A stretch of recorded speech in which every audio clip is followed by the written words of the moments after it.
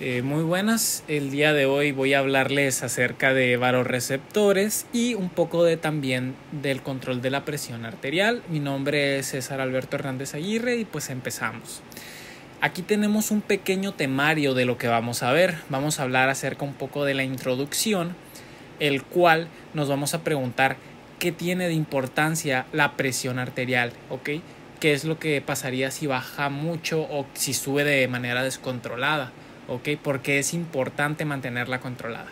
Después vamos a hablar acerca de los determinantes de la presión arterial, el control de la presión arterial a corto plazo y por último la regulación del gasto cardíaco.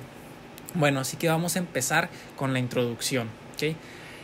Primeramente nos tenemos que hacer la pregunta aquí de ¿qué es la presión arterial media? ¿Ok? La presión arterial media es la presión ejercida por la sangre a los vasos sanguíneos y aquí se está ejemplificando por una imagen en el cual aquí hay flechitas que significaría la fuerza que está haciendo la sangre para distender a estos vasos sanguíneos para así poder irrigar a un órgano. ¿Ok? Bueno, ¿cuál es la fórmula de la presión arterial media? Ok, existen aquí diferentes tipos de fórmulas para la presión arterial media, pero para mí sencillamente lo que se me hace más fácil es esta, la que estamos aquí viendo. Nomás vamos a reemplazar la presión diastólica, que debería estar normalmente en 80, y la presión sistólica, que debería estar en 120 normalmente. Nomás reemplazamos estos valores y nos quedaría algo así la fórmula, diciéndonos que esto es el valor el cual debería estar excelente en un paciente, pero no todo en la vida es así, así que debe haber un rango de dónde va la presión arterial media hasta dónde va. ¿Ok?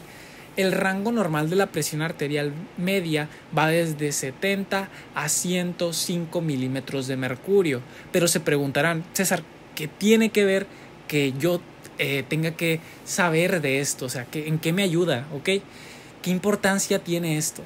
Bueno, es importante saber esto. ¿Por qué? Porque nosotros podemos descubrir si ya posiblemente haya un daño en un órgano.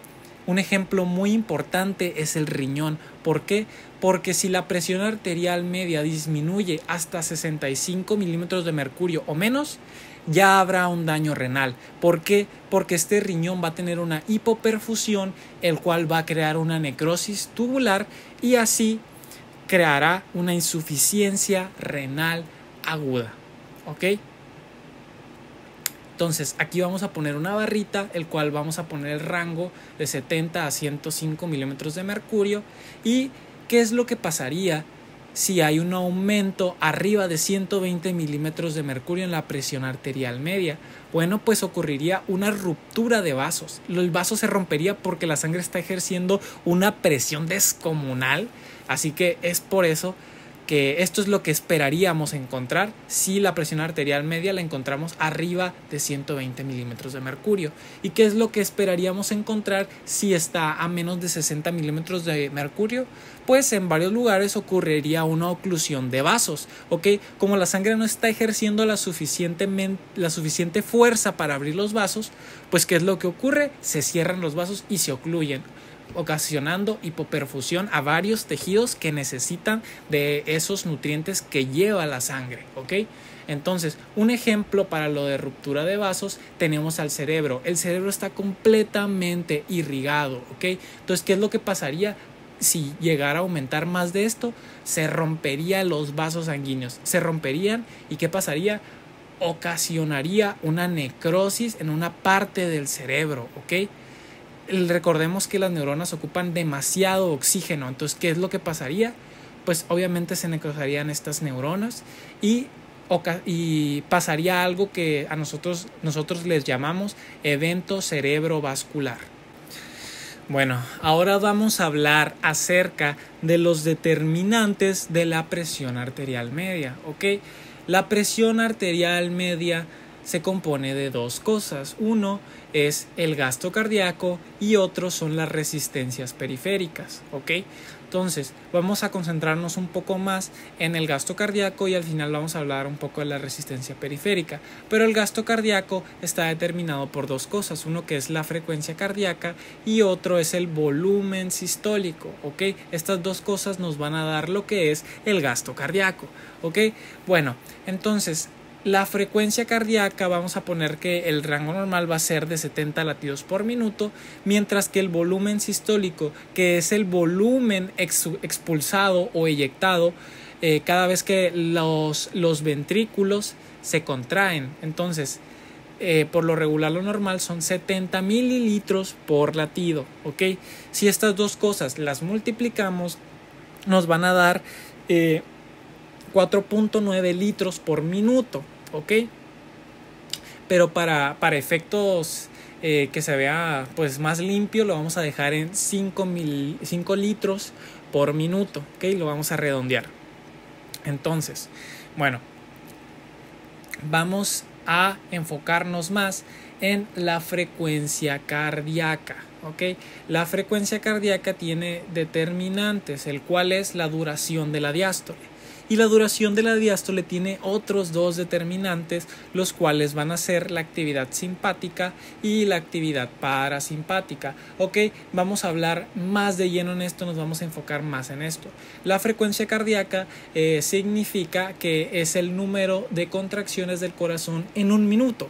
Ok, y la duración de la diástole es que va desde el llenado de las aurículas, cuando las aurículas se llenan de sangre, hasta la contracción de estas aurículas. Esto es lo que dura la diástole, ¿ok? Entonces, si aumenta la frecuencia cardíaca, por consecuencia, va a haber una disminución de la diástole, ¿ok?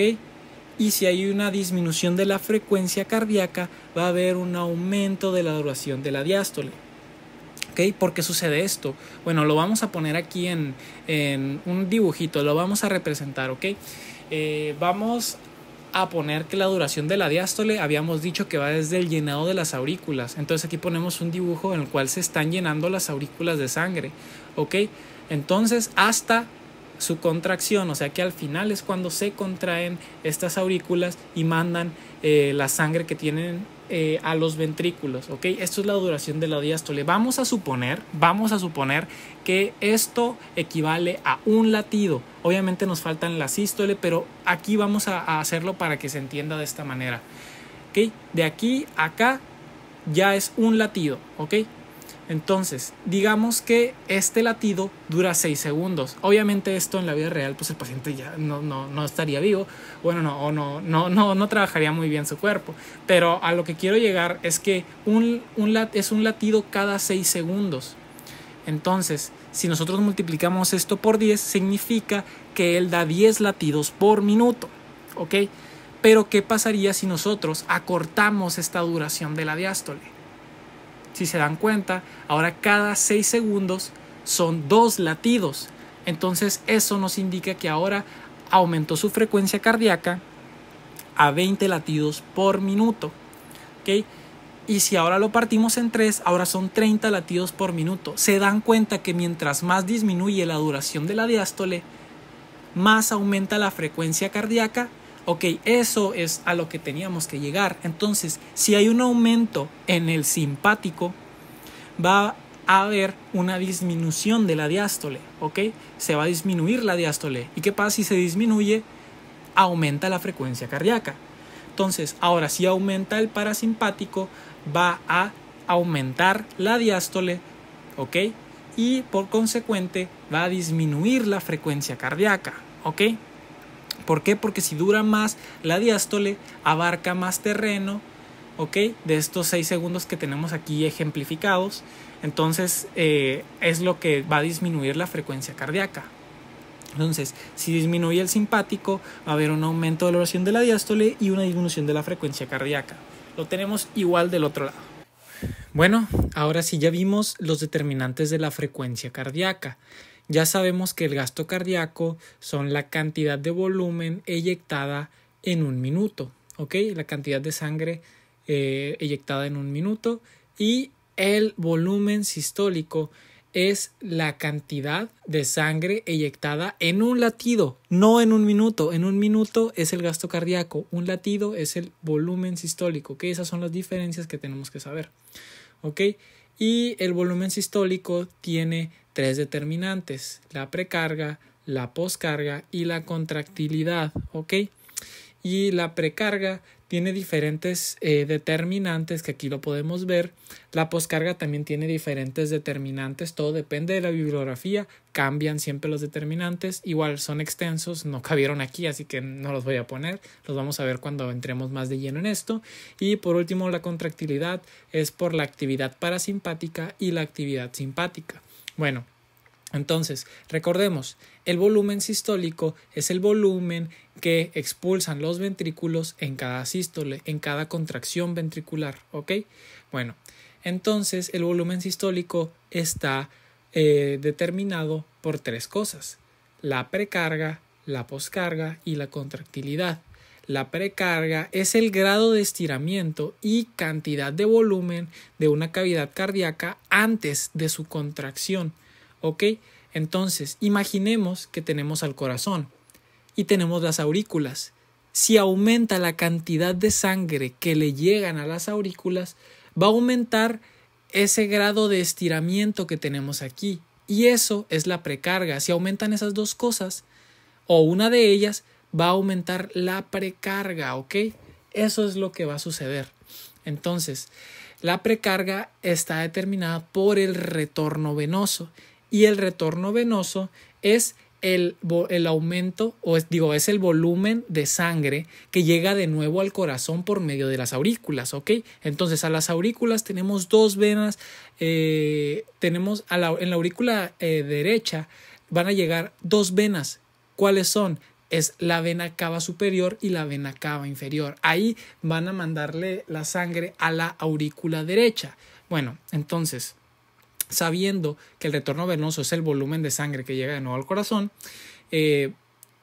tenemos que saber que también tiene otros 2 determinantes, que bueno, más bien 3, pero aquí vamos a hablar de 2. Más adelante vamos a hablar del tercero. Uno es la actividad de la bomba respiratoria, ¿ok?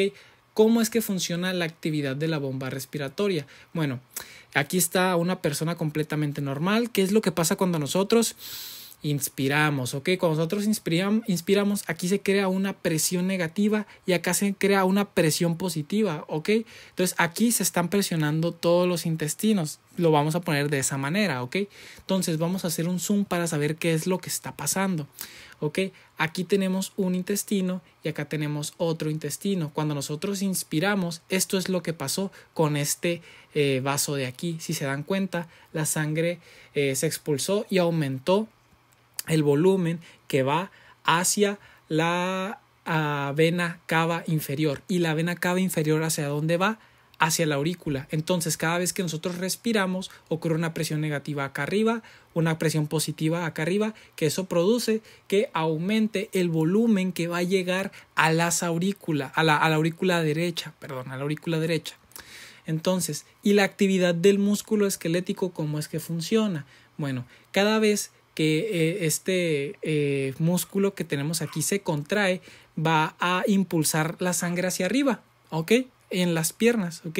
Vamos a hacer que se contrae y se dan cuenta, impulsó la sangre hacia arriba, haciendo que aumentara este retorno venoso que estamos hablando aquí.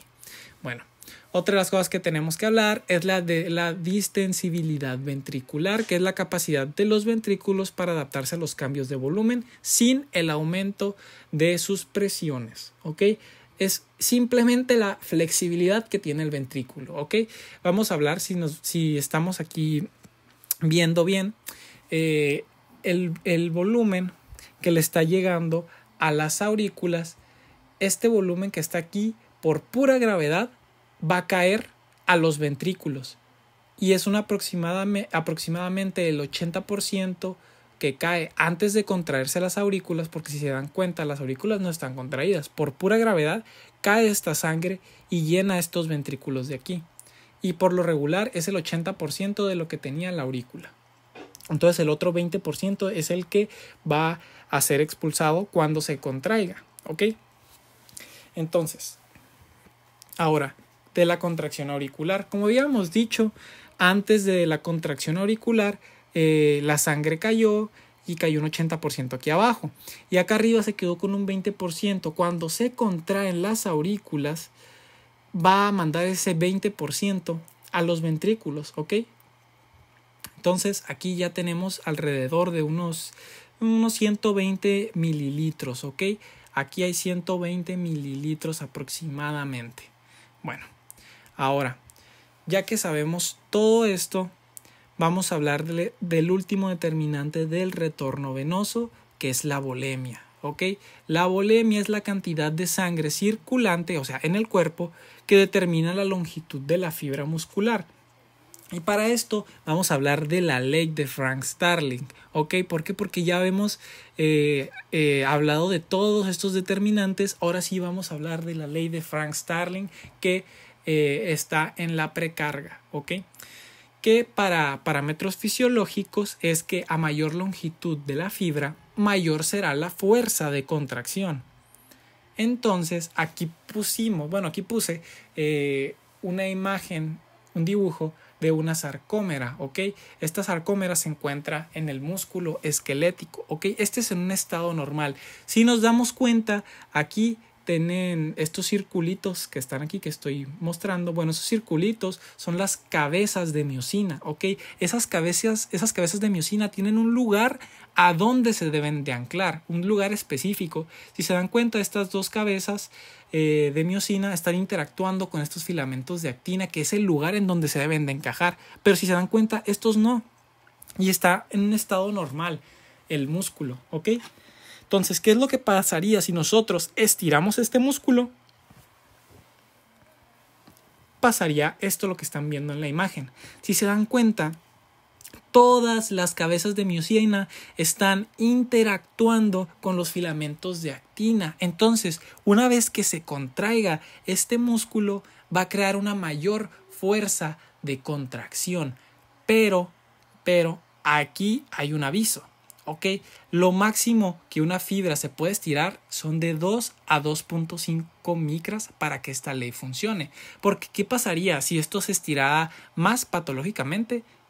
Algunas cabezas, por ejemplo, estas cabezas se recorrerían para acá y ya no estarían interactuando en el lugar donde deberían interactuar. Entonces, a esto ya es un estirado más patológico, el cual ya no aplica aquí la ley de Frank-Starling. Así que la ley de Frank-Starling tiene unos parámetros que son estos, de 2 a 2.2 micras. ¿Ok? Bueno, ahora ya terminamos con lo que es la precarga. ¿Ok? Entonces, vamos a hablar ahora acerca de la poscarga, que es la resistencia contra la que el ventrículo debe enfrentarse para expulsar la sangre a los grandes vasos. Entonces aquí tenemos un corazón, el dibujo de un corazón, y aquí tenemos sangre adentro de los ventrículos, ¿ok? Entonces, una de las cosas que va a afectar a la poscarga es el estado de la válvula, ¿ok? Pero nosotros tenemos que saber qué es la válvula o para qué sirve la válvula más bien, cuál es la función de esto. Entonces es evitar que la sangre regrese. Una vez que los ventrículos se contraigan, van a mandar toda esta sangre a los grandes vasos, ¿ok? Pero esta sangre por gravedad va a caer de nuevo hacia las válvulas. ¿Y qué es lo que va a suceder aquí? ¿Ok? Esta sangre no va a regresar al ventrículo. ¿Por qué? Porque tenemos las válvulas que evitan que se regrese esta sangre. ¿Ok? Entonces, ¿qué es lo que pasaría si estas válvulas están muchísimo más gruesas? Que esto sucede en una estenosis aórtica. ¿Ok? El ventrículo tiene que batallar más para expulsar esta sangre, porque digamos que esto es como si fuera una puerta que está atorada, ¿ok? Si nosotros tratamos de abrir una puerta que está atorada, batallamos muchísimo más para abrirla. Lo mismo pasa con el ventrículo. El ventrículo trata de expulsar esta sangre y batalla porque estas válvulas están engrosadas. Otra de las cosas que puede determinar a la poscarga es el volumen, ¿ok? El volumen, ¿por qué? Se preguntarán. Que cuando aumenta el volumen en todo el cuerpo, aumenta la presión que hace la sangre a los vasos sanguíneos, ¿ok? Entonces, si aumenta el volumen, por gravedad este va a caer y va a aumentar la presión que hay en esta válvula. Un ejemplo aquí que podemos identificarnos es como si yo tratara de abrir esta puerta, pero hay alguien detrás de la otra que evita que yo abra esta puerta. ¿Okay? Entonces es lo mismo que pasa aquí. El ventrículo trata de expulsar toda la sangre que tiene aquí adentro, pero se le dificulta. ¿Por qué? Porque este volumen está haciendo una presión, lo cual está haciendo que la válvula se cierre. ¿Ok? Otro es las resistencias periféricas. ¿Ok? Aquí vamos a ver cómo este vaso se va vasoconstriñir. Entonces, ¿qué es lo que va a hacer? Ahora no es la sangre la que hace ahora no es la sangre la cual aumenta la presión en los vasos, ¿ok? Sino que los vasos se constriñen y crean esta presión, ¿ok? Entonces, ¿qué es lo que va a suceder? Va a aumentar la presión, igual, aumenta la presión que está ejerciendo los vasos con la sangre y lo que va a suceder es que igual va a impedir que se abra correctamente esta puerta, ¿ok? Bueno, ahora vamos a hablar acerca de la contractilidad que actúa nomás aumentando la cantidad de calcio intracelular en el interior de las células miocárdicas y así potencia la contracción y disminuye el volumen telesistólico. Ahorita vamos a hablar acerca de lo que es el volumen telesistólico, pero la contractilidad tiene dos determinantes, los cuales es la actividad simpática y la parasimpática, ¿ok? Si aumenta el simpático, va a aumentar la fuerza de contracción en el corazón. Entonces va a aumentar el volumen sistólico, que si ya recordemos, el volumen sistólico es el volumen que expulsan los ventrículos cada que estos se contraen, ¿ok? ¿Por qué? Porque hubo una mayor fuerza. Entonces, ahora sí, ¿qué es el volumen telesistólico del que estábamos hablando? Es la cantidad de sangre que queda en los ventrículos después de la eyección, ¿ok? Entonces, si aumenta el volumen sistólico, o sea, el volumen expulsado, va a quedar menos volumen dentro de los ventrículos. Por lo tanto, el volumen telesistólico va a disminuir. Aquí ponemos un ejemplo de un dibujo. Aquí tenemos el ventrículo lleno de sangre, los ventrículos llenos de sangre, ocurrió la contracción ventricular y si nos damos cuenta, aquí quedó un remanente de esa sangre adentro de los ventrículos, ¿ok? A eso se le llama volumen telesistólico. Y ahora sí, ya hablamos de todos los determinantes en el volumen sistólico. Dependiendo de la bibliografía, ya habíamos dicho, esto puede cambiar mucho, ¿ok? Pero vamos a interactuar con estos. Y por último, ya tenemos aquí a las resistencias periféricas, que no vamos a hablar, no vamos a hablar mucho de esto.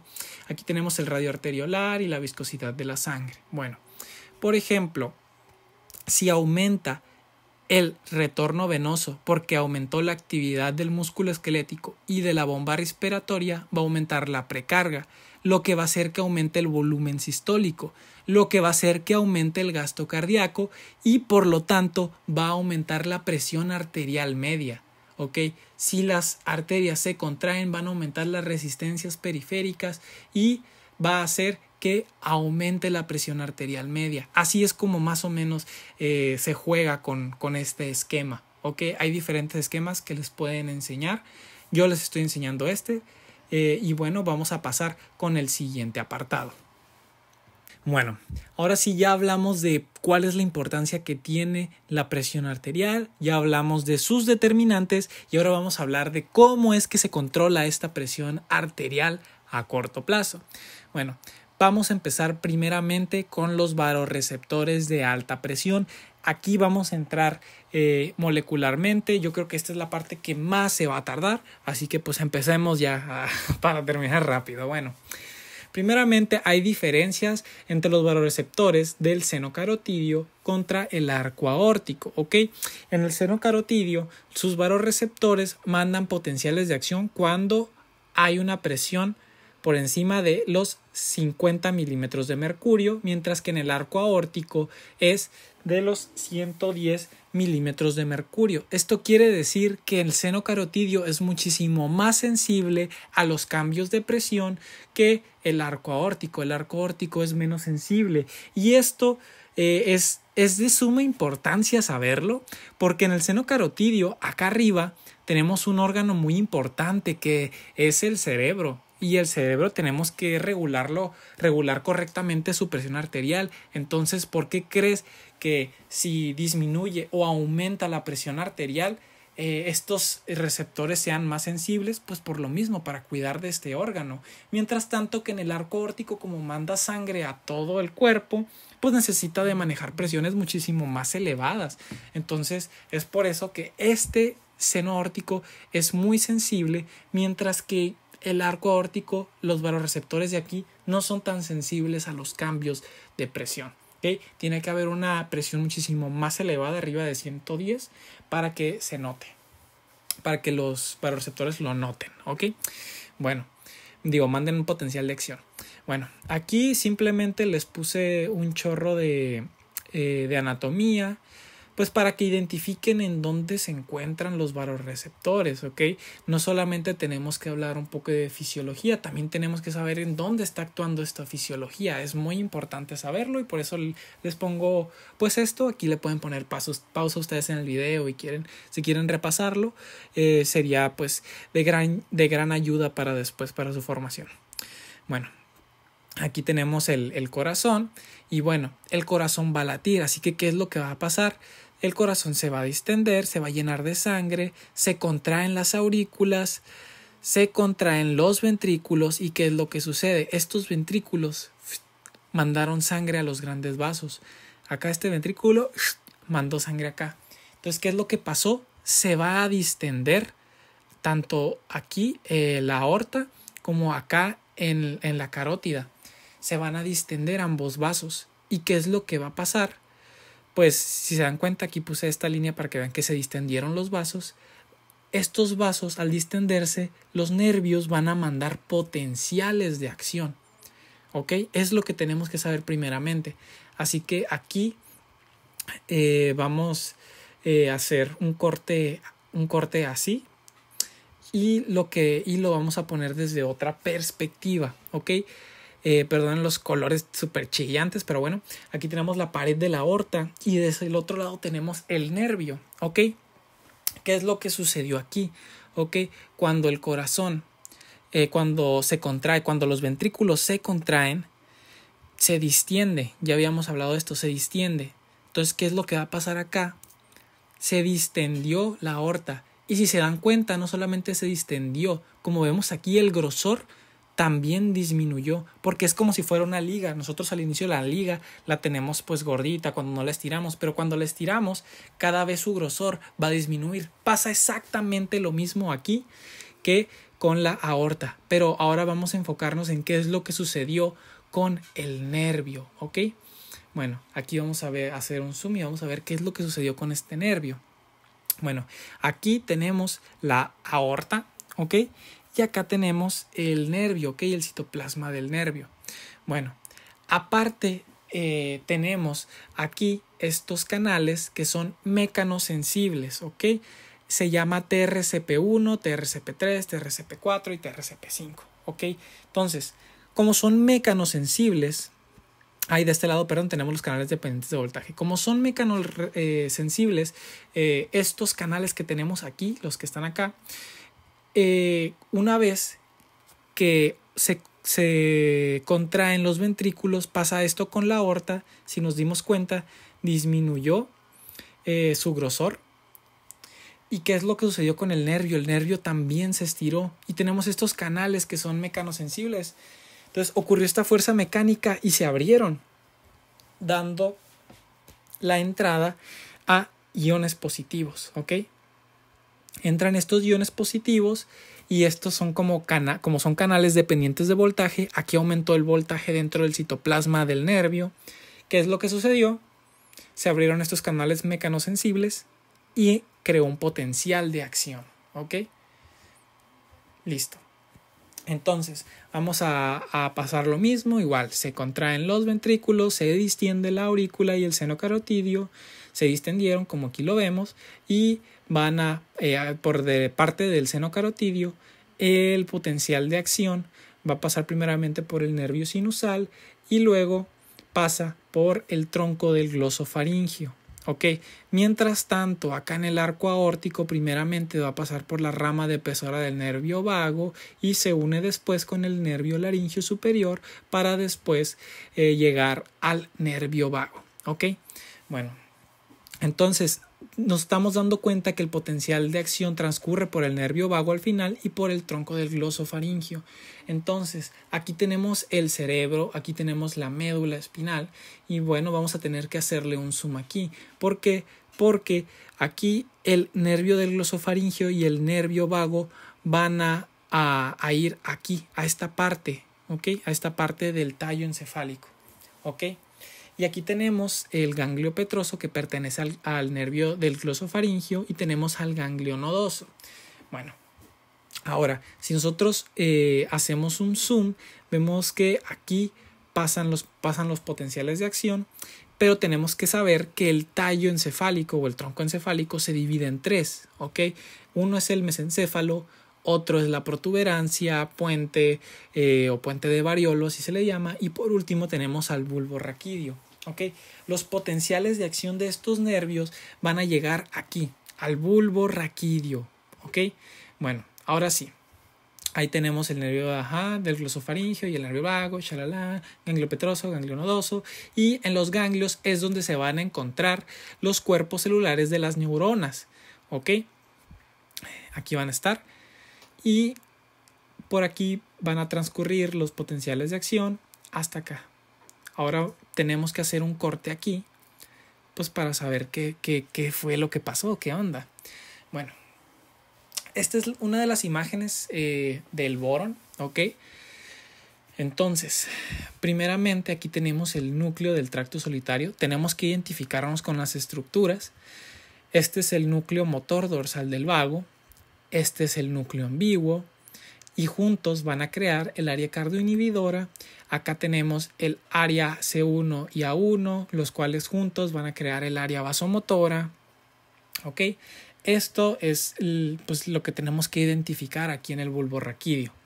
Bueno, ahora sí, ya vamos a poner el corazón, vamos a poner en contexto todo lo que sucedió, todos los nervios por los que vimos, los potenciales de acción. Bueno, ok, ahora, ¿qué es lo que pasó? Ya sabemos que se contraen los ventrículos, se distiende la aurícula, pasan los potenciales de acción y los potenciales de acción llegan aquí, al núcleo del tracto solitario.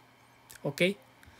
Bueno, vamos a tener que hacer un zoom para saber molecularmente qué es lo que pasó, saberlo. Aquí lo que tenemos que ver es que esto que está aquí es el nervio vago y glosofaringio. ¿Qué es lo que tenemos acá? Tenemos una interneurona inhibitoria y tenemos una interneurona excitatoria. Estas interneuronas se encuentran en el núcleo del tracto solitario, tenemos que recordar eso. Y aquí dentro de estas vesículas vamos a encontrar glutamato, ¿ok? ¿Y cuál es el receptor para el glutamato? Es el receptor AMPA-GLUA2, ¿ok? Bueno. Ahora, ¿qué es lo que va a suceder? Entonces llegaron los potenciales de acción y abrieron estos canales de calcio, entró el calcio y las vesículas sacaron el glutamato y el glutamato se va a unir a este receptor AMPA-GLUA2. Entonces este receptor se va a abrir y va a hacer que entre el sodio y saque potasio, pero va a hacer que entren más cargas positivas dentro de estas interneuronas, tanto en la interneurona excitatoria como en la interneurona inhibitoria, ¿ok? Bueno, una vez que pasa esto, se van a empezar a despolarizar la interneurona inhibitoria y la interneurona excitatoria en el núcleo del tracto solitario, ¿ok? Ahora, las interneuronas inhibitorias van a ¿cómo se llama? A inhibir a lo que viene siendo el área C1 y A1, ¿ok? Y bueno, aquí ya lo vimos. Y bueno, también las interneuronas excitatorias van a activar, excitan a el núcleo motor dorsal del vago y al núcleo ambiguo. Y estas dos crean el área cardioinhibidora. Bueno, Entonces, una vez que fueron excitadas, porque aquí se excitaron el núcleo del tracto solitario, estas interneuronas van a mandar potenciales de acción, ¿ok? Entonces, aquí tenemos dos caminos en los cuales nos podemos dividir. Uno en la interneurona inhibitoria y otro en la interneurona excitatoria. Pues yo quiero la interneurona excitatoria, así que empecemos con eso. Interneurona excitatoria. Bueno, ya que mandaron estos potenciales de acción, se activaron estas interneuronas excitatorias, van a activar a neuronas parasimpáticas preganglionares. Y estas neuronas parasimpáticas preganglionares van a hacer sinapsis con estas neuronas parasimpáticas postganglionares. Entonces vamos a ver qué es lo que sucedió aquí. Bueno, van a mandar esos potenciales de acción y ahora sí, vamos a ver el zoom de lo que sucedió. Aquí tenemos las neuronas parasimpáticas preganglionares, aquí es como se está representando, acá las postganglionares, y aquí tenemos las vesículas llenas de acetilcolina. Entonces, aquí va a haber diferentes receptores nicotínicos. Tenemos que hablar de los receptores nicotínicos para saber qué tipo de receptor nicotínico es este. Entonces, tenemos el receptor N1 y tenemos el receptor N2. El receptor N1 se encuentra únicamente en la placa neuromuscular y pues, el N2 en la neurona postganglionar simpática y parasimpática. Y pues tenemos que aquí es una neurona parasimpática postganglionar, así que cumple con este requisito. No estamos viendo músculo por aquí. Entonces, ¿qué receptor será este? Efectivamente, receptor N2. Lógico. Bueno, ahora sí. Llega la acetilcolina, se une con el receptor N2 y ¿qué es lo que va a pasar? Este receptor se va a abrir. Es un canal. Entonces va a dejar entrar más sodio, más cargas de sodio y va a sacar también potasio. Pero si se dan cuenta, las cargas de sodio son las que abundan aquí, 3 sodios contra un potasio. Entonces, ¿qué es lo que va a pasar? Va a ocurrir una despolarización de las neuronas parasimpáticas postganglionares, ¿ok? Estas se van a activar porque aumentaron las cargas positivas dentro de estas neuronas, ¿ok? Entonces, aquí tenemos un dibujo bonito, coquetón, del corazón. Pero pues no nos sirve tanto anatómicamente. Aquí tenemos las neuronas parasimpáticas postganglionares. Pues no nos sirve tanto. En cambio, sí nos sirve poquito más, ¿ok? Porque las neuronas parasimpáticas postganglionares así inervan al corazón. Unas están inervando, ¿cómo se llama? Tanto ¿cómo se llama? Las células del marcapaso y las células miocárdicas. Esos son las células las cuales van a inervar estas neuronas postganglionares parasimpáticas, ¿ok? Y van a liberar acetilcolina a estas partes del corazón. Bueno, vamos a hablar de cómo afecta la acetilcolina primeramente a las células del marcapasos, que son estas las que están aquí, ¿ok? Primeramente tenemos que saber que las células del marcapasos pues no son nervios, ¿ok? Más bien son células musculares que son especializadas, ¿ok? Que conforman el nodo sinoauricular. Eso es lo que tenemos que saber de las células del marcapasos. Bueno, ahora, aquí tenemos en la neurona parasimpática postganglionar acetilcolina. Y de este lado tenemos un receptor M2. Vamos a hablar un poco acerca de los receptores muscarínicos para pues ayudarlos un poquito. Vamos a refrescar esto un poquito. Aquí tenemos el receptor M1, receptor M2, receptor M3, receptor M4 y receptor M5. ¿Ok? Las vías de activación que activa cada receptor son estas. Y juntas hacen este acrónimo KIKIK. Es por si no lo recuerdan nada más. ¿Ok? Y el receptor M1, la vía Q. M1, la vía Q. M2, la I. M3, Q. Luego I y luego Q. KIKIK. Así es para identificarnos más, ¿ok? Para aprenderlo de una manera más fácil. Entonces, si es un receptor M2, ¿qué vía va a activar? Pues la I. Entonces, ¿qué es lo que va a pasar? Pero aquí lo que sucede es esto. De este lado tenemos un canal GIRK, ¿ok? Pero ¿qué es lo que sucede con este receptor M2? Sucede algo interesante. Esto, una vez que se une la acetilcolina a este receptor, la subunidad beta y gamma se une a este canal GIRK y lo abren, haciendo que el potasio salga, hiperpolarizando la célula, o sea, disminuye la cantidad de iones positivos dentro de la célula del marcapasos. Bueno, y esto hace que disminuya los potenciales de acción que mandan estas células del marcapasos, disminuyendo así los latidos por minuto. Bueno, ahora vamos a hablar de cómo afecta esta acetilcolina a las células miocárdicas. Bueno, igual, aquí tenemos la neurona parasimpática, postganglionar, célula del miocardio, acetilcolina. Esto es un receptor M2 de igual manera. Ahora sí, vamos a decir cómo es que funcionaba el muscarínico, según Kikik. Ok, como es un M2, es la vía G alfa I. Entonces, una vez que se une la acetilcolina a este receptor, la vía G alfa I se activa. Entonces, llega, se une a la adenilatociclasa y va a inhibir a la adenilatociclasa.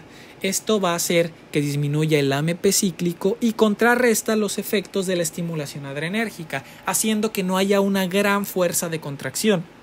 Entonces, tenemos dos efectos aquí. Disminuyó la frecuencia cardíaca y disminuyó la fuerza de contracción. Ahora, vamos a ver qué es lo que sucedió con el camino de la interneurona inhibitoria. Entonces, esta es la interneurona inhibitoria que va directamente al área C1 y A1. Entonces, vamos a ver molecularmente qué es lo que sucedió. En el boron, pues no lo mencionan, ¿ok?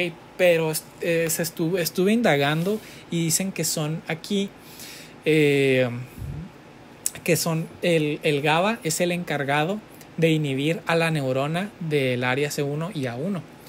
Entonces, pues vamos a hablar acerca también un poco de sus receptores GABA. Esto pues les podría ayudar saber de estos receptores GABA porque en un futuro en farmacología lo van a ver. Pero bueno, ¿qué es lo que pasa con estos receptores GABA? ¿Okay? Existe el receptor GABA A, el GABA B y el GABA C. El GABA C se encuentra en la retina y pues según esto no se sabe muy bien qué hace. Pero los que sí, sí sabemos qué hace, pero aquí el que no, como se encuentra únicamente en la retina, pues no nos interesa. Entonces los únicos que nos interesan aquí es el GABA A y el GABA B. Entonces vamos a ver cómo es que cada uno de estos hace su acción para hiperpolarizar esta neurona del área C1. Bueno, una vez que el GABA se une a su receptor, vamos a ver que en el receptor GABA A lo único que hace es actúa como un canal. ¿Qué es lo que va a hacer? Va a meter más cloro a la neurona del área C1. Eso es lo que hace. Mete iones negativos, hiperpolarizando a la célula, haciendo que no se despolarice ni cree potenciales de acción. Entonces, ¿qué es lo que pasa con el receptor GABA B?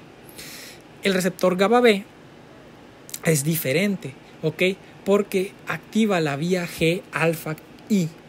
Entonces va a inhibir a la adenilatociclasa y lo que va a hacer es que va a inhibir a la PKA y la PKA se encargaba de fosforilar estos canales que se encuentran aquí. Entonces, ¿cuáles son estos canales que se encuentran de este lado? Es un canal de potasio y un canal de calcio.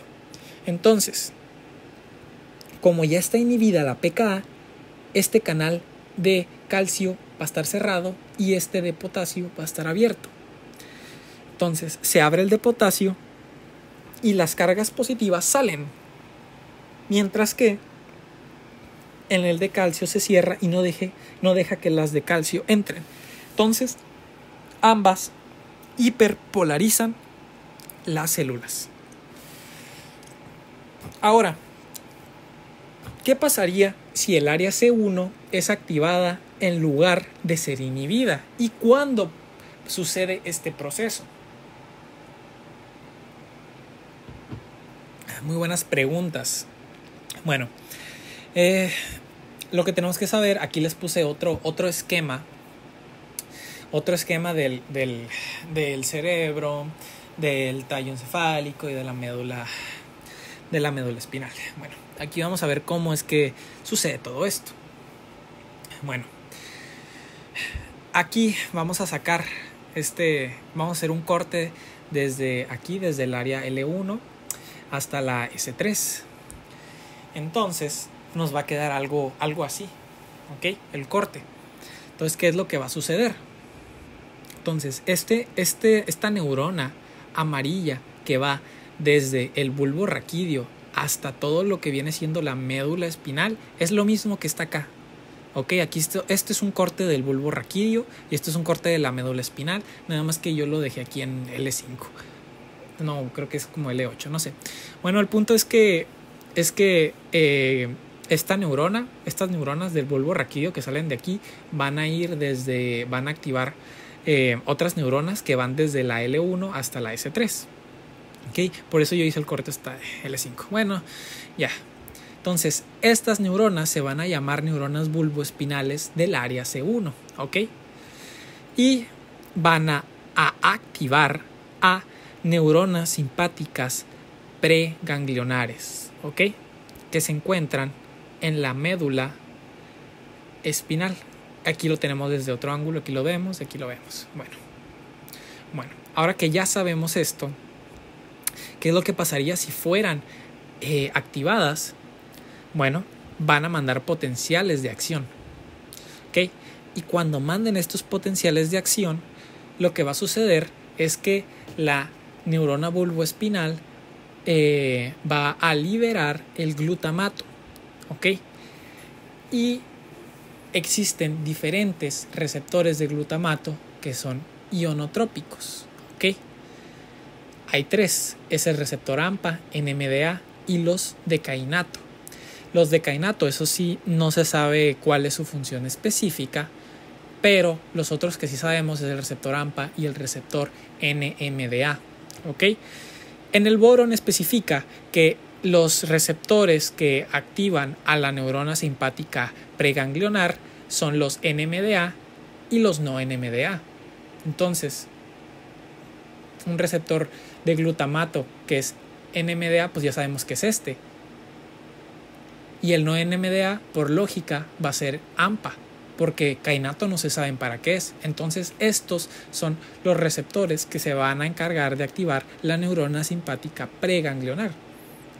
Bueno, pero el que tiene el mayor protagonismo es el NMDA. ¿Ok? Así que si se lo llegan a preguntar en un examen cuál de estos receptores es el que tiene más importancia, pues es este. Okay, aquí tenemos el receptor NMDA y aquí tenemos el receptor AMPA. De hecho, están de los mismos colores para que vean que coincide. ¿Okay? Entonces, ahora sí, cuando el glutamato es expulsado, ¿qué es lo que sucede? Este receptor AMPA que está aquí va a hacer que entre más sodio de lo que va a expulsar el potasio. Entonces se van a empezar a aumentar las cargas positivas dentro de la neurona parasimpática preganglionar, haciendo que ese magnesio que está ahí en el receptor NMDA salga. Una vez que sale, no solamente ese estímulo de el aumento de cargas positivas va a hacer que este canal se active, sino que recordemos que el glutamato ya se había unido también previamente. Entonces, el aumento de los iones positivos haciendo que se libere el magnesio y el glutamato va a hacer que se abra este canal y va a hacer que meta cargas de sodio y de calcio. Entonces, por eso es que este es el chilo aquí, porque deja meter muchísimas cargas positivas, si se dan cuenta. Entonces va a activar a la neurona simpática preganglionar, creando así un impulso, ¿ok? Un potencial de acción. Entonces, en qué sucede esto? Se preguntarán, ¿cuándo es cuando se activa esta neurona bulboespinal? O sea, ¿cuándo es que esta interneurona no se activa? Pues es cuando disminuye la presión arterial. Ya habíamos dicho que cuando aumenta, estas interneuronas se van a activar, pero cuando disminuye, esta interneurona no se va a activar, haciendo que se active toda esta vía. Entonces, tenemos a las neuronas simpáticas preganglionares y van a hacer sinapsis en los ganglios paravertebrales junto con las neuronas simpáticas postganglionares. Aquí van a hacer sinapsis con estas neuronas, ¿ok? Bueno, vamos a ver cómo es que estos impulsos que ven corriendo aquí, este potencial de acción, va a hacer que entren en sinapsis estas neuronas, ¿ok? Vamos a hacer un zoom de nuevo. Bueno, aquí tenemos a la neurona simpática preganglionar y acá abajo tenemos a la neurona simpática postganglionar. Y aquí van a haber vesículas de acetilcolina y va a haber aquí un receptor N2. Ya sabemos que las vesículas de acetilcolina se van a unir con este receptor. ¿Y qué es lo que va a suceder? Lo que va a suceder es que van a entrar cargas positivas dentro de la neurona simpática postganglionar y va a salir potasio, ¿okay? Que también es una carga negativa, pero esto va a ser suficiente para despolarizar a esta neurona, ¿ok? Entonces, una vez despolarizadas las neuronas simpáticas postganglionares, ¿qué es lo que va a suceder? Si se dan cuenta, las neuronas simpáticas postganglionares están inervando al corazón y a los vasos sanguíneos, mientras que las neuronas simpáticas preganglionares están inervando a la médula suprarrenal. Entonces, regresamos aquí a donde están las neuronas simpáticas postganglionares y va a haber un potencial de acción y vamos a ver qué es lo que sucede en el corazón, ¿ok? En el corazón aquí tenemos a las mismas neuronas, ocurre el potencial de acción y vamos a ver los efectos que ocurren en dos tipos de células en el corazón, las células del marcapasos y las miocárdicas. Así que empezamos con las del marcapasos. Entonces, tenemos a la neurona simpática postganglionar y la del marcapasos y tenemos vesículas de noradrenalina, las cuales van a ser liberadas y las está esperando un receptor beta 1. Y tenemos que hablar acerca de los receptores adrenérgicos, de los tipos de receptores adrenérgicos, así como un pequeño repaso de lo que ya vieron anteriormente en las clases de fisiología. Tenemos estos diferentes receptores adrenérgicos, alfa 1, alfa 2, beta 1, al beta 3, ¿no? Shalala. Y queremos hacer algo para aprender esto, pues tenemos que saber la vía que activa. Entonces, ¿qué palabra forma aquí? Exactamente, la palabra kiss, toda mal escrita y pues el inglés zarra, ¿no? Pero pues aquí lo tenemos, la palabra kiss. Entonces, si tenemos un receptor beta 1 en las células del marcapasos, ¿qué vía activará seguramente? Pues la S. Entonces, se van a liberar las vesículas de noradrenalina, se va a unir y la subunidad alfa S se va a unir a la adenilato ciclasa, ocasionando que aumente el AMP cíclico y produzca una activación de la pKa. Esto va a hacer que aumente el sodio y el calcio dentro de las células del marcapasos, haciendo que aumente esta despolarización de las células del marcapasos y esto va a proporcionar que aumente la frecuencia cardíaca. Y recordemos, la frecuencia cardíaca es uno de los determinantes del gasto cardíaco y el gasto cardíaco es uno de los determinantes para la presión arterial media. ¿Ok? Entonces, si está aumentando esto, directamente va a aumentar la presión arterial media. Bueno, ahora vamos a hablar acerca de las células miocárdicas. ¿Cómo es que la noradrenalina liberada afecta a estas células? Bueno, aquí tenemos exactamente lo mismo, tenemos un receptor beta 1, se va a liberar la noradrenalina y se va a unir a este receptor, entonces igual va a ser lo mismo, alfa S, va a activar la vía alfa S y aumentar el AMP cíclico, activación de la pKa. ¿Y qué es lo que va a pasar con la contractibilidad? Va a aumentar. ¿Y qué pasará con la duración de la contracción en el corazón? Va a disminuir. ¿Por qué? Porque si disminuye la duración de la contracción en el corazón, van a ser más rápidas estas contracciones. Entonces estamos haciendo que se contraiga más fuerte el corazón y muchísimo más rápido. Entonces, eso va a ayudar también a que aumente la presión arterial. Bueno, ahora, ¿qué es lo que sucede aquí en la médula suprarrenal? Entonces, aquí tenemos a la neurona simpática preganglionar, a la célula cromafin y tenemos al vaso sanguíneo. Entonces, se va a liberar acetilcolina y lo va a estar esperando un receptor N2. Entonces se va a abrir, va a dejar que entre más cargas positivas, se va a despolarizar la célula cromafin y se van a liberar vesículas de adrenalina al torrente sanguíneo. Eso es lo que va a suceder. Entonces aquí van a aparecer los puntitos de la adrenalina, que significa que la médula suprarrenal está liberando esta adrenalina al torrente sanguíneo y le va a llegar esto al corazón para aumentar todo lo que ya habíamos visto, y no solamente eso, también va a afectar a los vasos sanguíneos. Entonces ahora nos vamos a concentrar en los vasos sanguíneos porque es otro tema el cual es importante de saber. Bueno, aquí tenemos un vaso sanguíneo, aquí tenemos el endotelio, ahí tenemos el músculo liso vascular. Bueno, existen dos diferentes receptores que pueden llegar a tener los vasos sanguíneos.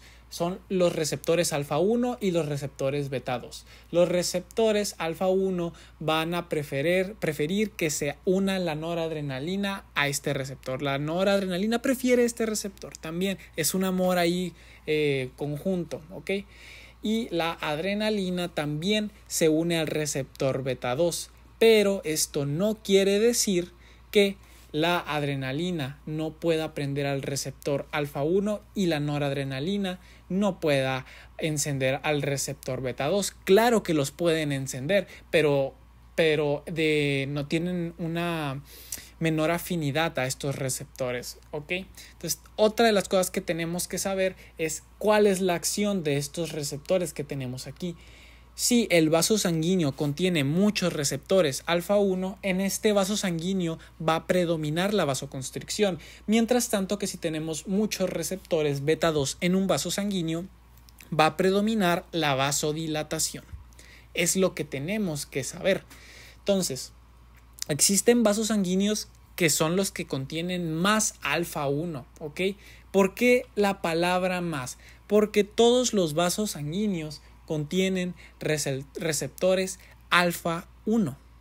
Todos los contienen. Pero en diferentes casos va a disminuir este número de receptores. Entonces, por ejemplo, en la piel, en una bibliografía dice que solo hay alfa 1, en la arteria renal hay alfa 1 y en el cerebro dice que también hay alfa 1. Entonces, aquí estos son los vasos sanguíneos que contienen más alfas 1. Por el otro lado, aquí tenemos a los vasos que tienen beta 2. Escuchen, que tienen beta 2, no que contienen más. Entonces, son los vasos coronarios, la arteria hepática y el músculo esquelético. ¿Okay? Aquí puede predominar, de este lado, en los receptores beta 2, puede predominar la vasodilatación, pero también no significa que estos vasos, en presencia de adrenalina, no se puedan llegar a vasoconstriñir.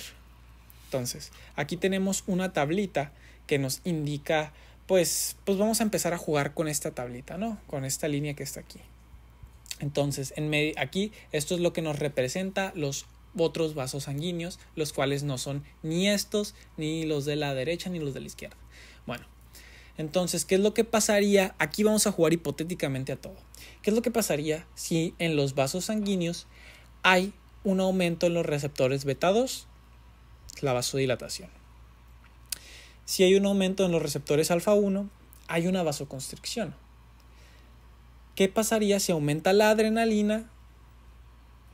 Predominaría un poquito más la vasodilatación. ¿Qué pasaría si la noradrenalina aumenta y tenemos los receptores iguales, o sea, la misma cantidad de receptores? Pues ocurriría una vasoconstricción.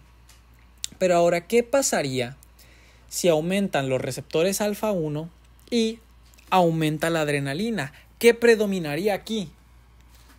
Predominaría obviamente la vasoconstricción. ¿Por qué? Porque recordemos que la adrenalina también puede activar a los receptores alfa 1. ¿Okay? Y si hay más receptores, si hay un aumento en los receptores alfa 1, significa que va a predominar una vasoconstricción a pesar de que haya más adrenalina. Ahora, ya que sabemos todo esto, vamos a poner en la parte de aquí, en la izquierda inferior, una pequeña secuencia de qué es lo que pasaría si disminuye la presión arterial. Esto lo van a detectar los varoreceptores haciendo que disminuyan los potenciales de acción que van hacia el bulbo raquídeo, lo que va a hacer que se active el área C1. ¿Por qué? Porque no se activó la interneurona inhibitoria, ¿ok? Y la interneurona inhibitoria se encargaba de inhibir esta área. Ahora, como está activa, lo que va a hacer es que va a propiciar a que haya una mayor liberación de noradrenalina y de adrenalina. Entonces, la adrenalina como la noradrenalina van a llegar al corazón haciendo que aumente su frecuencia cardíaca y su contractilidad. Pero en los vasos sanguíneos, ¿qué es lo que va a pasar si dijimos que en la mayoría de los vasos sanguíneos va a predominar los receptores alfa 1? Exactamente, va a predominar la vasoconstricción. Entonces, eso va a hacer que aumente la presión arterial, porque ya habíamos mencionado que los determinantes de la presión arterial son la frecuencia, de la presión arterial media, son el gasto cardíaco y las resistencias vasculares periféricas. Las resistencias vasculares periféricas aumentaron, hubo una vasoconstricción, aumentó la presión arterial. Ahora, aquí puse símbolos que va a ejemplificar la cantidad de receptores que hay. Entonces, aquí tenemos a receptores de este lado, del lado izquierdo, es donde hay mayor cantidad de receptores alfa 1. ¿Ok? Entonces aquí va a predominar una vasoconstricción.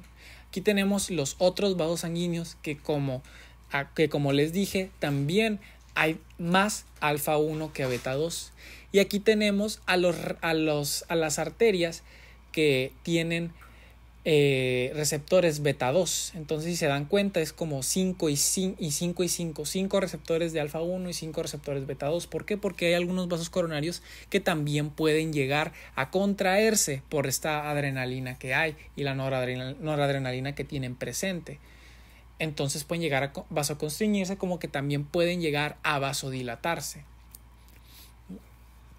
Ahora, vamos a hacer un pequeño repaso de todo lo que ya hemos visto. Esto es el nervio vago, el nervio glosofaringio, tenemos el ganglio nodoso y el ganglio petroso. Estas estructuras van a ir a comunicarse con el núcleo del tracto solitario en el bulbo raquídeo. Ahora vamos a poner un ejemplo de todo lo que vimos. Vamos a hacer este resumen rápido de qué es lo que pasa si aumenta la presión arterial. Si aumenta la presión arterial, los varoreceptores de alta presión van a detectar esto y van a mandar potenciales de acción al núcleo del tracto solitario.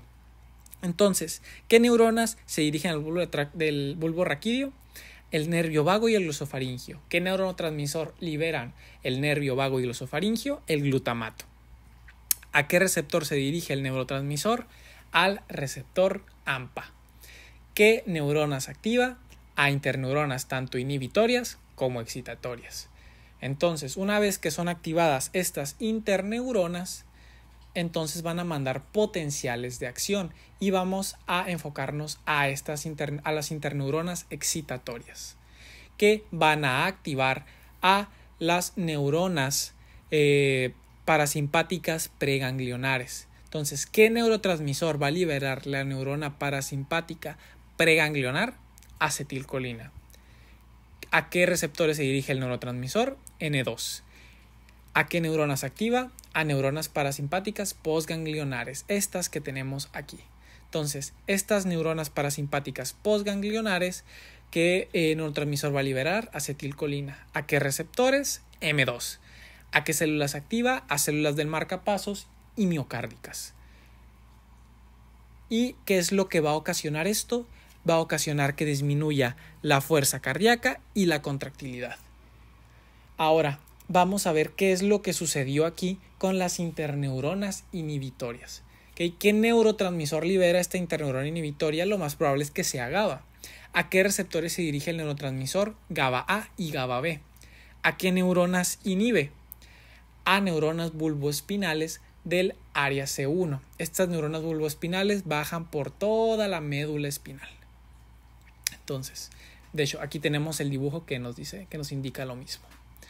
Ahora, estando aquí, esto va a ocasionar que hay una disminución de la adrenalina. ¿Por qué? Porque la interneurona inhibitoria se encargó de inactivar esta neurona bulboespinal del área C1. Y por lo tanto, todo este mecanismo que vimos acá no se realizó. No se liberó adrenalina y tampoco se liberó noradrenalina. ¿Okay? Entonces, esto va a propiciar a que haya una vasodilatación y todo esto en conjunto provoca a que disminuya la presión arterial. Y todo esto se debió, ¿por qué? Porque aumentó la presión arterial. Ahora, ¿qué harían los vasoreceptores de alta presión si baja la presión arterial media?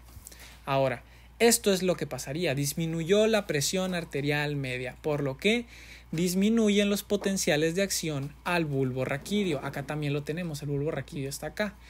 Ahora, ¿qué es lo que pasó? No pasó nada no se activaron las interneuronas excitatorias, por lo que tampoco se activaron las neuronas parasimpáticas preganglionares y tampoco se activaron las neuronas parasimpáticas postganglionares. ¿Ok? Ahora, ¿qué también fue lo que sucedió? Sucedió que tampoco se activaron las interneuronas inhibitorias. No se activaron, por lo que se va a activar estas neuronas bulboespinales del área C1. Entonces van a viajar, aquí también tenemos la animación de que va a viajar por toda la médula espinal y van a hacer sinapsis con unas neuronas, ¿ok? Pero, ¿qué neurotransmisor va a liberar estas neuronas bulboespinales? Va a ser glutamato. ¿A qué receptores? NMDA y no NMDA, que recordemos que los no NMDA son los tipo AMPA. ¿Y a qué neuronas va a activar? A neuronas simpáticas preganglionares. Ahora, se activaron estas neuronas simpáticas preganglionares. ¿Qué es lo que va a suceder? ¿Qué neurotransmisor libera esta neurona simpática preganglionar? Acetilcolina. ¿A qué receptores se dirige? N2. ¿A qué células activa? A las neuronas simpáticas postganglionares y células cromáfines de la glándula suprarrenal. A estas dos, ¿ok? Ahora, las células cromáfines liberaron esta adrenalina al torrente sanguíneo. Y no solamente eso, también van a ocurrir potenciales de acción en estas neuronas simpáticas postganglionares y van a inervar al corazón y a los vasos sanguíneos. Entonces, ¿qué neurotransmisor libera la neurona simpática postganglionar? Noradrenalina. ¿A qué receptores se dirige el neurotransmisor? Al receptor beta 1 en el corazón. ¿A qué células va a activar? A las del marcapasos y miocárdicas. Y también va a surtir efecto la adrenalina que también está en el torrente sanguíneo. Y esto va a provocar a que aumente la frecuencia cardíaca y la contractilidad. Y ahora, ¿qué receptores adrenérgicos hay más en los vasos sanguíneos? Solo hay en los vasos sanguíneos receptores alfa 1 y beta 2. ¿Qué predominará normalmente en los vasos sanguíneos? Vasoconstricción por los receptores alfa 1, porque predomina más los receptores alfa 1, aunque también podamos hallar beta 2. Ahora, estos vasos sanguíneos va a predominar una vasoconstricción. Disminuyó la presión arterial y todo este mecanismo fue para que aumentara la presión arterial. Y todo esto lo podemos encontrar en nuestros determinantes de la presión arterial. ¿Ok? Primeramente, la presión arterial media tiene, otra vez recordemos, el gasto cardíaco y las resistencias vasculares periféricas son los determinantes de la presión arterial media. Si aumentamos las resistencias vasculares periféricas, va a aumentar la presión arterial. Hubo vasoconstricción, aumentó la presión arterial. ¿Ok? También la frecuencia cardíaca aumentó. La frecuencia cardíaca es un determinante del gasto cardíaco. Entonces, si aumentamos la frecuencia cardíaca, va a aumentar el gasto cardíaco, por lo que va a aumentar la presión arterial. Entonces, todo esto está unido. Bueno, nosotros ya terminamos con vasoreceptores de alta presión. Ahora siguen los vasoreceptores de baja presión. Bueno, aquí tenemos un corazón todo bonito, todo coquetón, bien dibujado. Y pues tenemos que saber que existen dos diferentes tipos de vasoreceptores, ¿ok? Tenemos los vasoreceptores de fibras A, ¿ok? Estos se van a encargar de mandar una señal en cada contracción auricular, ¿ok? Aquí vemos que el corazón se contrajo y vamos a ver que estas fibras A van a mandar potenciales de acción, ¿ok? También tenemos a las fibras B, que mandan una señal a medida que se van llenando las aurículas, ¿ok? Se van llenando las aurículas y aquí lo vemos, ambas aurículas se están llenando. Entonces estas fibras B van a mandar un potencial de acción. Entonces esto nos quiere decir que si aumenta el retorno venoso, estas fibras B pues lo van a detectar. Entonces se podría decir que las fibras B, las que tenemos aquí, son las chilas para lo siguiente que vamos a hacer. Bueno, aquí tenemos algo que nos está confirmando lo que acabamos de decir.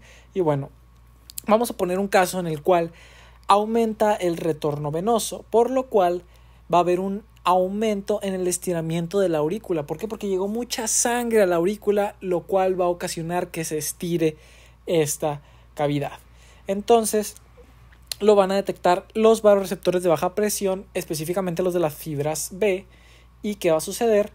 Va a transcurrir este potencial de acción por el nervio vago y va a llegar al núcleo del tracto solitario, igual en el bulbo raquídeo, especialmente la partecita de aquí, como ya lo habíamos mencionado. Entonces, ¿qué es lo que va a ocasionar? Va a ocasionar que aumente una frecuencia, la frecuencia cardíaca la aumente, ¿ok? Entonces, y por último, va a ocasionar que ocurra una vasodilatación de la arteria renal.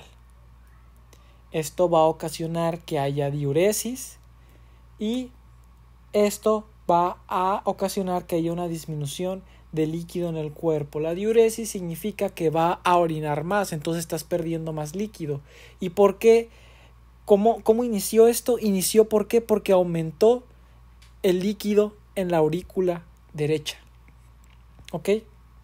Lo censaron los vasoreceptores de baja presión, ocasionó una diuresis. Y no solamente eso, también un aumento en la frecuencia cardíaca, ¿okay? Aunque aquí dice que tienen poco efecto, pero se supone que también logran esto. Y al final, ¿qué ocurrió? Una disminución del retorno venoso. Entonces, otra de las cosas interesantes que tiene estas fibras B, que lo van a ver después cuando les toque ver riñón, es que inhiben a las células magnocelulares del hipotálamo, ocasionando que haya una inhibición de la hormona antidiurética, ¿ok? Y como su nombre lo dice, antidiurética evita la diuresis, pero como se inhibió, todo está para que aumente la diuresis, o sea, excretar líquidos por la orina. ¿Okay? Y esto, una disminución del retorno venoso, va a disminuir la precarga, lo cual va a disminuir el volumen sistólico, por lo cual va a disminuir el gasto cardíaco y así va a disminuir la presión arterial media. Bueno, ahora hablemos acerca del péptido natriurético auricular y también el cerebral, aunque pues poquito. Bueno, aquí tenemos un versus. Vamos a encontrar las diferencias entre la ANP y el BNP. ¿Okay? Hay algunos que también lo llaman PAN, así, para que recordarlo. Bueno, ¿quién secreta el ANP y quién secreta al BNP? Bueno, es secretado únicamente por las aurículas, el péptido natriurético auricular, pues aquí como lo dice. Y es secretado por los ventrículos, pero también lo pueden secretar las aurículas, el péptido natriurético cerebral. Y se preguntarán, ¿por qué se llama cerebral entonces? Bueno, se supone que la primera vez que fue descubierto este péptido fue en los cerebros de los cerdos, de los porcinos. Entonces por eso es que se le llama así, no significa que esté en el cerebro. Pero bueno, ahora, ¿quién de los dos tiene las acciones más fuertes fisiológicamente? Fisiológicamente hablando, es 10 veces más fuerte el péptido natriurético auricular, o el PAN, o ANP, como quieran decirle, que el BNP, ¿ok? Entonces, ¿Cuál es la molécula más grande? ¿Okay? Es el BNP. Y también una de las cosas que también tienen que saber, que sus acciones fisiológicas son similares. ¿Okay? Son similares, pero este es 10 veces más fuerte. Y por último, como un dato final de estas moléculas, esta es la molécula más poderosa para crear la diuresis y bajar la presión arterial. ¿Ok? Y acá se usa clínicamente para saber si hay una insuficiencia cardíaca. Bueno, sabiendo esto, entonces aquí tenemos que saber que esto no está estimulado por algo nervioso, sino que esto está estimulado por el estiramiento excesivo de los miocitos auriculares, ¿okay? Y van a liberar ANP y, como ya habíamos dicho, también un poquito de BNP. Entonces, aquí vamos a tener que hacer un zoom en las aurículas y vemos que aquí tenemos el endotelio y ahí tenemos el tejido conectivo y atrás de eso tenemos a los miocitos auriculares. ¿Qué es lo que va a suceder aquí? Es que estos miocitos auriculares tienen gránulos repletos de ANP y también de BNP, pero más de ANP, como ya habíamos dicho, o de PAN. Entonces, ¿qué es lo que va a pasar cuando está llenándose la aurícula de sangre o hay un aumento en el retorno venoso y por lo tanto se estiró de más estos miocitos auriculares, y se dan cuenta, expulsan estos gránulos de ANP a la sangre? Eso fue lo que pasó.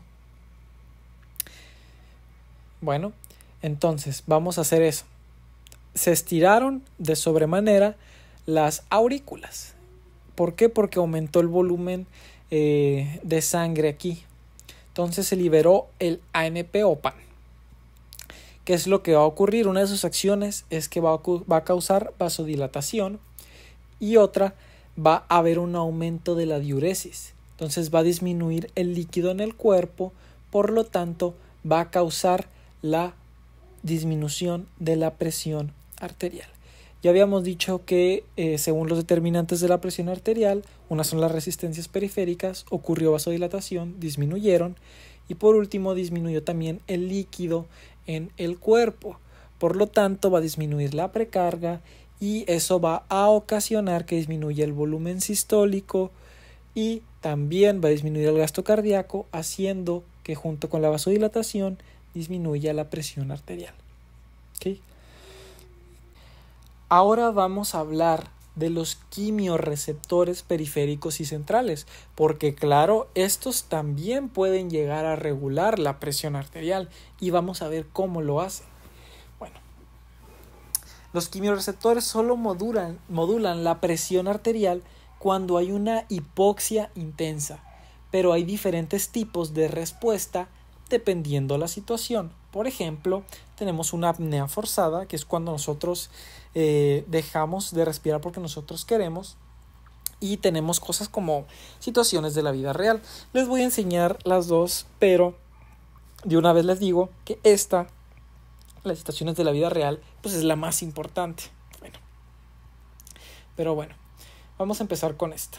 Es lo que ya les había comentado. Es la suspensión voluntaria de la respiración y sigue una respiración forzada porque nos falta el aire. Y bueno, la otra es cuando actúan todos los tipos de quimiorreceptores para modular la presión arterial y sucede mayormente fisiológicamente. Bueno, ahora aquí tenemos los quimiorreceptores periféricos, ¿ok? Estos quimiorreceptores periféricos son estos óvalos que se encuentran tanto aquí como en el arco aórtico como en el seno carotidio. Y al del seno carotidio se le llama cuerpo carotidio y a los del arco aórtico son cuerpos aórticos. Bueno, estos quimiorreceptores periféricos detectan cambios químicos en la sangre lanzando potenciales de acción al bulbo raquídeo, y principalmente estos cuerpos estos cuerpos son estimulados principalmente por una disminución de oxígeno en la sangre. También pueden ser estimulados por un aumento de dióxido de carbono y ya por último, lo último que los puede llegar a estimular es una disminución en el pH, o sea que se haga más ácida la sangre. ¿Ok? Esto lo van a ver muchísimo más de lleno cuando vean a quimiorreceptores y cómo lo hace para regular la respiración. ¿Ok? Pero aquí estamos viendo cómo es que esto va a regular la presión arterial. Bueno, entonces, ¿qué es lo que va a pasar? Tanto los cuerpos aórticos como el cuerpo carotidio van a mandar potenciales de acción en el cuerpo aórtico por el nervio vago y pues ya sabemos que en el cuerpo carotidio por el nervio glosofaringeo. Entonces ya sabemos que por estos son los estímulos que se pueden llegar a hacer los potenciales de acción. Van a transcurrir, van a llegar al bulbo raquídeo. ¿Qué es lo que va a suceder? Que van a activar el área vasomotora y también el área cardioinhibidora. ¿Ok? Por medio de interneuronas excitatorias. Bueno, ¿qué es lo que va a ocasionar? Va a ocasionar que haya una bradicardia y ocurra una vasoconstricción. ¿Okay? Eso es lo que sucedería en una apnea forzada. ¿Okay? Ahora vamos a hablarles acerca de las situaciones de la vida real. ¿Okay? Y como ya les había mencionado, esta es la más importante y pues mientras tanto la de la apnea forzada pues no lo es tanto. ¿Pero por qué es importante? Porque aquí actúan todos los tipos de quimiorreceptores, tanto el central como el periférico, para poder modular la presión arterial. Bueno, ahora vamos a poner esto, disminuyó el oxígeno, aumentó el dióxido de carbono, disminuyó el pH. Entonces lo van a sensar tanto el quimiorreceptor periférico como el quimiorreceptor central. Bueno, entonces, ¿qué es lo que va a hacer? Va a haber un aumento en la ventilación y esto va a ocasionar que se estiren los pulmones. ¿Por qué? Porque nosotros estamos respirando de una manera más honda, ¿no? Entonces, aquí tenemos a los pulmones y aquí tenemos a los receptores de estiramiento. ¿Y qué es lo que va a pasar? Va a respirar más profundamente el paciente y estos nervios receptores de estiramiento van a mandar potenciales de acción al núcleo del tracto solitario y se van a encargar de inhibir al área cardioinhibidora del bulbo raquídeo. Entonces aquí va a inhibir al área cardioinhibidora y no solamente eso, cuando ya haya pasado cierto tiempo en el cual haya aumentado la respiración, ¿qué es lo que va a suceder? Se va a compensar esto, ¿okay? Y va a disminuir el dióxido de carbono. El que disminuya el dióxido de carbono provoca también que aumente el pH y el pH provoca que inhiba el área cardioinhibidora del bulbo raquídeo. Entonces, esto va a ocasionar que ocurra una taquicardia y aumente la presión arterial. Pero anteriormente ya nos habías dicho que los quimiorreceptores estimulaban el área cardioinhibidora. Sí lo hacen, claro que sí, pero el estímulo predominante son estos dos. Entonces, ¿qué va a ocurrir? Va a ocurrir una taquicardia, por lo tanto va a ocurrir un aumento de la presión arterial. Y aquí tenemos un cuadrito el cual confirma lo que acabo de decir. Bueno, ahora sí vamos a hablarle acerca de los quimiorreceptores centrales, porque ya les habíamos comentado acerca de los quimiorreceptores periféricos, pero no les había comentado nada acerca de estos quimiorreceptores centrales. Y ustedes se preguntarán, ¿no? Pues, ¿qué son? O sea, los periféricos eran cuerpos carotídeos y aórticos. ¿Estos qué van a hacer? Bueno, estos realmente son unas neuronas, ¿ok? Que son neuronas que se encuentran, pues realmente no se sabe exactamente dónde se encuentran estas neuronas. Eso sí, la localización es totalmente aún incierta, pero lo que se sabe es que estos quimiorreceptores centrales, estas neuronas, responden primordialmente más con la disminución del pH. En segundo, por un aumento del dióxido de carbono. Y por último, por una disminución del oxígeno. Si recordamos, la diferencia que tienen los quimiorreceptores centrales con los periféricos es que los periféricos son estimulados más si hay una disminución del oxígeno que del PDH. Y aquí, si se dan cuenta, está al revés. Bueno, entonces aquí tenemos el vaso sanguíneo, aquí tenemos un astrocito y aquí tenemos un quimiorreceptor central. ¿Okay? Entonces, los quimiorreceptores centrales, una vez que son activados por estos estímulos, van a mandar potenciales de acción al núcleo del tracto solitario, los cuales van a activar a interneuronas excitatorias, los cuales van a excitar al área vasomotora, provocando una vasoconstricción, y esto va a aumentar la presión arterial. Entonces, no solamente eso, los quimiorreceptores periféricos ya habíamos mencionado que también estimulan a esta vasoconstricción. Bueno, esto ha sido todo por parte de los quimiorreceptores centrales y periféricos. ¿Qué dijeron que de la clase? Pues no. Bueno, ahora que ya sabemos todo esto, lo que vimos aquí, ahora vamos a hacer un resumen rápido con regulación del gasto cardíaco. ¿Ok? Regulación del gasto cardíaco. ¿Ok? Tenemos diferentes estructuras que controlan la presión arterial a corto plazo y tienen su efecto en la presión arterial cuando aquí puse un pequeño esquema de cuáles son las estructuras, y las estructuras son los vasoreceptores de alta presión, los de baja presión, el péptido natriurético auricular y quimiorreceptores periféricos y centrales. Ahora, ¿cuándo es cuando van a tener un efecto predominante sobre los demás? Ok, los vasoreceptores de alta presión van a tener un control sobre la presión arterial predominante sobre los demás cuando hay un volumen sanguíneo bajo, o sea que hay una presión arterial muy baja. ¿Okay? Esto pudiera ocurrir, por ejemplo, cuando hay una hemorragia. ¿Okay? Hay una hemorragia, se van a activar los vasoreceptores de alta presión. ¿Okay? Se van a dejar de estimular los impulsos nerviosos, entonces va a ocurrir toda la cascada que ya vimos. ¿Okay? Cuando también hay un aumento de la presión arterial, pues de una manera muy patológica. ¿Okay? Van a tratar de regular esto los vasoreceptores de alta presión, pues de manera pues más aguda, de una manera más crónica, como que ya no van a poder regular la presión arterial ya más, ¿cómo se llama? Si es algo crónico, ¿okay? Como en la hipertensión. Después tenemos los vasoreceptores de baja presión, que van a influir más cuando aumenta el volumen que llega en la aurícula. Por ejemplo, en un ejercicio, cuando estamos en un ejercicio va a llegar más sangre a la aurícula y va a predominar más los vasoreceptores de baja presión, causando taquicardia. ¿Okay?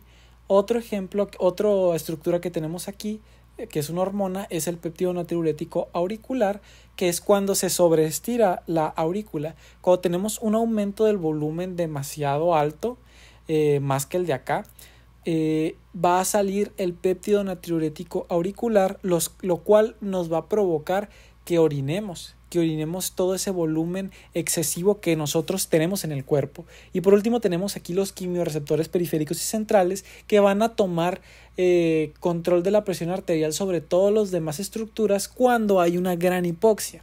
Entonces, ahora tenemos que ver que cada uno de estos que tenemos aquí tiene un reflejo. Bueno, más bien los de vasoreceptores de alta presión y los de baja presión tienen un reflejo.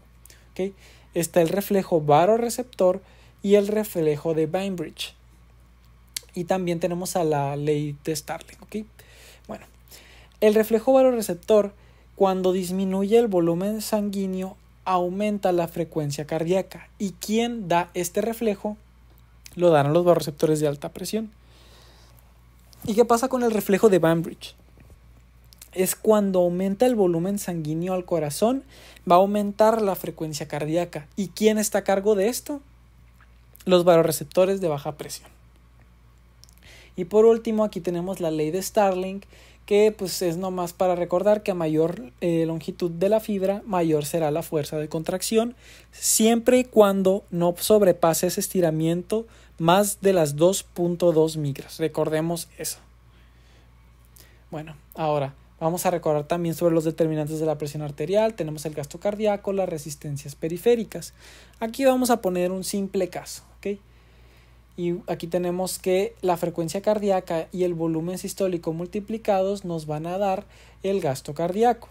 Pues el gasto cardíaco, la frecuencia cardíaca y el volumen sistólico pues son diferentes determinantes. Entonces el volumen sistólico es la cantidad de sangre inyectada en cada uno de los tejidos, la frecuencia cardíaca, el número de contracciones en un minuto, y el gasto cardíaco es la cantidad de sangre inyectada en un minuto. Bueno, ahora, ¿qué es el retorno venoso? Ya lo habíamos visto, volumen de sangre que llega al corazón por medio de las aurículas. Aquí lo puse únicamente con un dibujo, cómo va bajando la sangre y va llegando a las aurículas para llenarlas. Bueno, ahora, ¿cómo aumenta el retorno venoso? ¿Okay? Por la actividad de la bomba respiratoria y también por la muscular. ¿Ok? Ahora, ya sabemos cómo todo sucede esto. Ahora vamos a poner un caso en el cual imagínense que ustedes están corriendo, están haciendo ejercicio. ¿Qué es lo que va a pasar? Va a haber un aumento en la actividad de la bomba respiratoria. ¿Por qué? Porque nosotros estamos generando dióxido de carbono. Entonces vamos a tener que respirar muy profundamente y rápido. Entonces esto va a elevar la sangre, como ya lo habíamos visto, por la actividad de la bomba respiratoria. Y como nosotros estamos corriendo constantemente, estamos contrayendo este músculo esquelético que está en las piernas, haciendo que la sangre se impulse hacia arriba y aumente este retorno venoso. Entonces, si aumenta el retorno venoso, recordemos, ¿qué reflejo es el que va a predominar? Pues obviamente va a ser el reflejo de Bainbridge. ¿Y qué estructura crea este reflejo de Bainbridge? Pues los barorreceptores de baja presión. ¿Ok? Entonces, así es, esa es la razón por la cual nosotros al momento de hacer ejercicio aumenta la frecuencia cardíaca y también aumenta la presión arterial. Bueno, entonces, ¿qué es lo que va a suceder? Va a aumentar el volumen sistólico. ¿Por qué? Porque aumentó la precarga. Entonces, también la frecuencia cardíaca también va a aumentar porque, pues como habíamos dicho, pues aumentó por el reflejo de Bainbridge. Entonces, estas dos cosas aumentaron, si se dan cuenta. Entonces, ¿qué es lo que le va a pasar al gasto cardíaco? También va a aumentar, por lo tanto la presión arterial aumenta. Entonces, ya por último, ya para dejarlos, para soltarlos, ¿qué receptores se activan en una hipertensión patológica? ¿Okay? Cuando es una hipertensión excesiva, son los barorreceptores de alta presión. Pero ya como habíamos comentado, a la larga, ya patológicamente a la larga, estos ya no tienen tanta predominancia en la presión arterial. Esto es nomás al inicio. ¿Qué receptores se activan en una hemorragia? Recordemos, disminuyó el volumen sanguíneo, por lo tanto disminuyó la presión arterial de una manera también patológica. ¿Qué receptores se van a ver involucrados aquí? Los vasoreceptores de baja presión. ¿Por qué? Porque van a crear mecanismos para aumentar la presión arterial, como la vasoconstricción, y no solamente eso, también la taquicardia. Ya los habíamos visto cómo es que sucede esto. ¿Qué hormona se libera en un aumento patológico del volumen sanguíneo? El péptido natriurético auricular.